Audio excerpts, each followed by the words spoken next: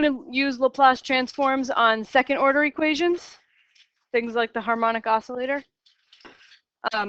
In order to apply the Laplace transform to a second order equation, I need to know what the Laplace of y double prime is. So I didn't actually write that anywhere in the notes, so we're going to derive it. So the Laplace transform of y double prime. Well, you know the Laplace transform of y, right? I mean of y prime. It's the S Laplace of y minus y of 0. So how are y prime and y related? The derivative of the derivative. The derivative, yeah, it's the antiderivative. So y is the antiderivative of y prime. What's the antiderivative of y double prime? Y prime. So this would be S times the Laplace of y prime minus y prime of 0. I'm just applying the rule for Laplace of y prime there. I'm adding it to the notes, yeah. And now I'm going to use the formula for the Laplace of y prime again.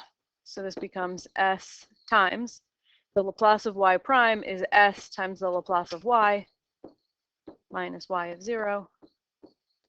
And then I still have minus y prime of 0. And then I'm just going to simplify this thing. So this is S squared times the Laplace of y minus S y of 0 minus y prime of 0. So this is a formula you can use whenever you're taking the Laplace of y double prime. I want to have that written down somewhere. You can always rederive it, right? That was quick, but it's also good to have handy.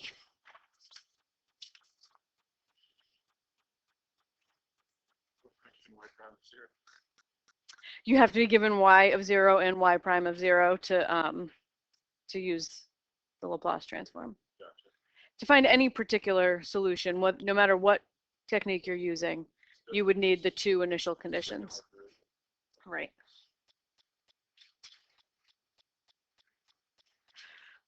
Okay, so we're going to look at using the Laplace transform to solve forced second order equations. Again, we already have a method for doing this, right? It's the sort of three-step: solve the associated homogeneous, guess a particular solution, and then add them to take a linear combination.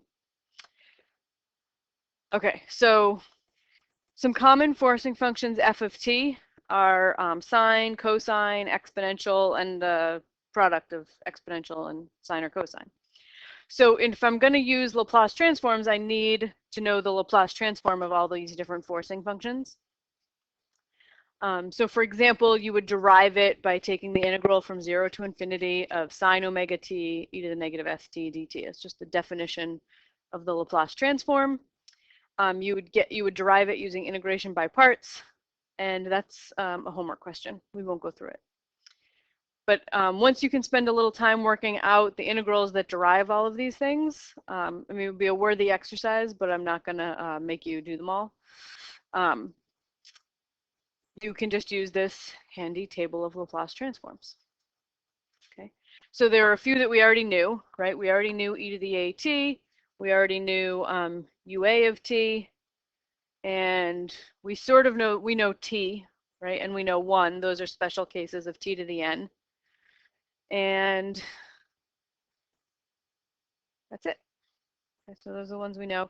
So now you have a bunch more. Yeah, 2 of them are combined. 2 of them are in the, this one takes care of 1 and t. So which one am I missing? I think it was the inverse of, it was the one with the k in it. It doesn't look like it's written down here. That's the delta function. It's a different kind of forcing function. I can't remember how it works, but it's in section 6.4 if you want to read about it. It's another discontinuous forcing function.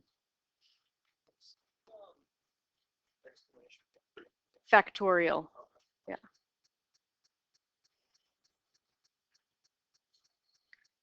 And then we've got some properties of Laplace transforms here.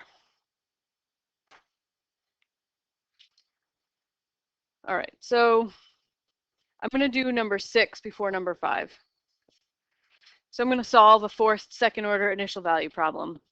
using Laplace transforms. So the idea is take the Laplace of both sides. The Laplace of y double prime plus 4y equals the Laplace of 3 cosine t. All right, so that's the Laplace of y double prime plus 4 times the Laplace of y equals the Laplace 3 times the Laplace of cosine t. All right, the Laplace of y double prime we just derived, and that is s squared times the Laplace of y minus s times y of 0 minus y prime of 0. And then I still have plus 4 times the Laplace of y equals 3 times the Laplace of cosine t. So I need to know the Laplace of cosine t. So I'm going to go look in my table, see if I can find the Laplace of cosine t. So here I've got this, right? The cosine of omega t is s over s squared plus omega squared. What's omega in my case if I'm just doing cosine t? Plain old cosine t. Omega would be 1. So I'm going to have s over s squared plus 1 is my Laplace transform.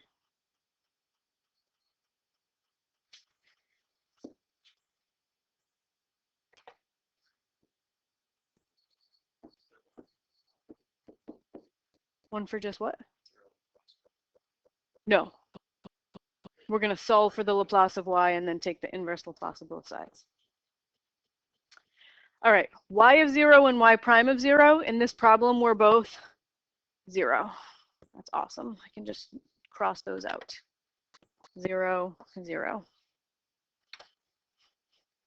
All right, so I've got 2 terms left on the left side with Laplace of y in them. So I'm going to factor out a Laplace of y.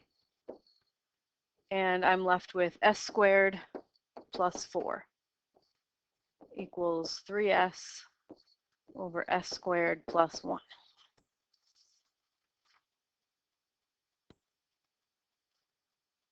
So to solve for Laplace of y, I'm just going to divide both sides by s squared plus 4.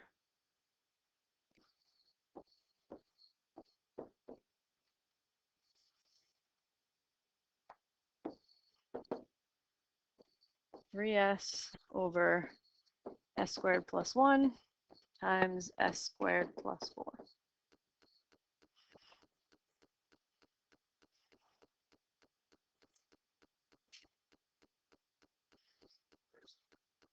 Yep, then I'm going to take the inverse Laplace of both sides. Okay, so y is the inverse Laplace of 3s over s squared plus 1 times s squared plus 4.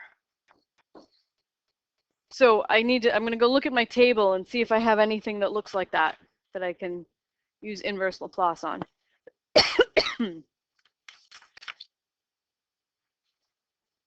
All right, so let's see, s squared plus 1 and s squared plus 4 with s on top. Looks like cosine omega t, actually, because it's similar, except that I have too many, like I've got an s in the numerator, so that's good. And I have s squared plus 1 and an s squared plus 4. I have 2 of these things.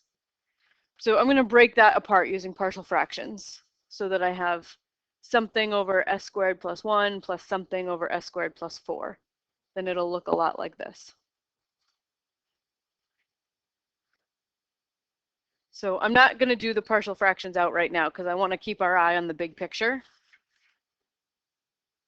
So this turns out to be inverse Laplace of, I'm just breaking this apart via partial fractions, s over s squared plus 1 minus s over s squared plus 4.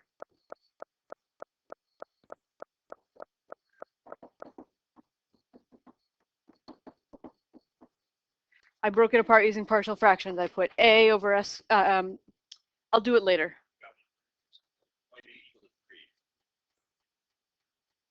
No. The 3 went away.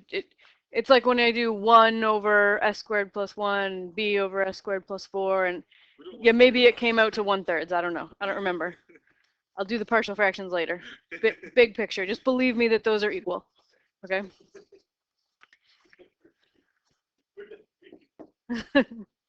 So s over s squared plus 1, that looks exactly like the formula for cosine omega t, except omega would be what? So 1, yeah. S over s squared plus 1. If omega squared is 1, then omega is 1, so that's cosine t. The inverse Laplace of that, the first fraction is cosine t. And then I have s over s squared plus 4. So that's s squared plus omega squared. So what's omega? 2.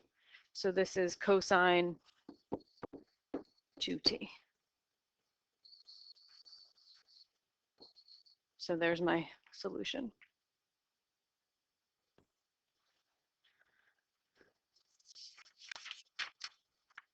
All right, so you want to see the partial fractions. Breaking up 3s over s squared plus 1 times s squared plus 4. You do? You sure? Well, it's a little, I'll just do the setup and then you guys can solve it on your own. Because when the denominators, when the things that you factor are irreducible quadratics, the numerators have to look different. Do you remember that? They're linear. So this would have to be as plus b over s squared plus 1 plus cs plus d over s squared plus 4. And then you go through and solve it for a, b, c, and d. Yeah. So it turned out to be not that bad because you got a was 1, b was 0, c is -1, and d is 0. So that's why we got s and -s.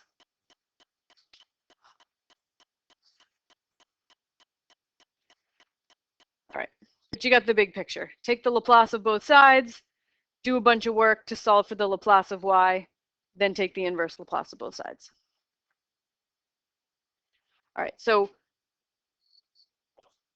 finding the inverse Laplace is often the hardest part because you can only do the inverse Laplace of very specific things that look exactly like what's in your table. So if it looks a little different than what's in your table, like 1 over s squared plus 2s plus 5, let's look at the table. Is there anything that looks like 1 over a quadratic? Nothing that looks like as squared plus bs plus c, right? There's nothing that's like nice and easy like that. Yeah, there's like, yeah, t cosine omega t, it's got a quadratic in the denominator. So does that one, so does that one, so does that one. So they all look like sums or differences of squares. So I have to write it as like something squared plus something squared or something squared minus something squared in order to use the table. So the trick on things that look like that is going to be completing the square. So we'll just go through this one. So complete the square on s squared plus 2s plus complete the square and then plus 5. And then if you added a random thing there, you have to subtract that same random thing so that you don't actually change the denominator. All right, so what has to go in that box so that this thing factors to a perfect square? 1. Yeah. If I put a 1 there, then that factors to s plus 1 squared. But by adding a random 1, I've changed the denominator of this fraction I'm dealing with. So I have to subtract that 1 so that things aren't actually different. And then 5 minus 1 is 4. So now my denominator, now I'm taking the inverse Laplace of 1 over s plus 1 squared plus 4. And that looks like something that shows up in your Laplace transform table. To the 2s. S squared plus 2s plus 5 is equivalent to the s squared. Yeah, multiply it out. S plus 1 squared plus 4. Let's see. S plus 1 squared plus 4. So when you square s plus 1, you get s squared plus 2s plus 1. Add the 4, and you get s squared plus 2s plus 5, which is what we started with. So we just rewrote it as a sum of squares. Oh, yeah. Sorry. Sorry, yeah. And then this, if you look at your Laplace transform table, 1 over s plus 1 squared plus 4.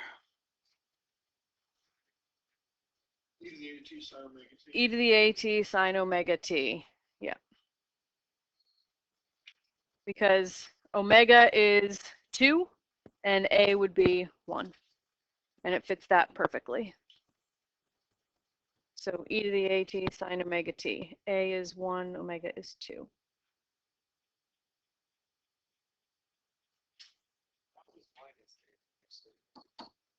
Yeah, so a is minus 1. Yeah.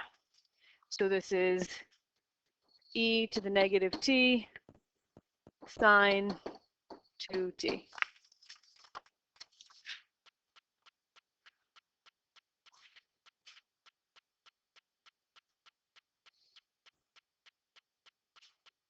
Oh, wait. Not quite. Wait, that's not quite. My formula, in the formula that I'm trying to apply here, if this is omega squared, that's supposed to be omega. So it doesn't quite work. So I have to just do a little bit of fancy, like, it's kind of stupid. I'm just going to make it a 2, because that's what I need it to be. And then multiply by a half. And then you can pull the half right out of the Laplace. So this becomes 1/2 e to the negative t. Wait, it was sine, right? Sine 2t.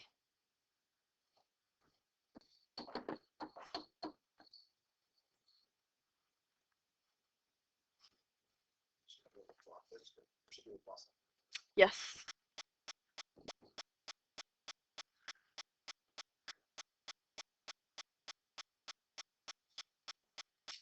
So again, finding the inverse Laplace is often the trickiest piece of the problem because it has to look exactly like the formula you're trying to pull from the table.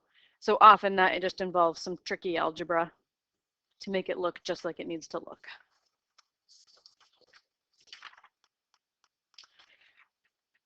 All right, so so you can go back to where you left off in the last class activities and or start these. And I'll hand out the quiz so that you can at least look at it and get started before Thursday.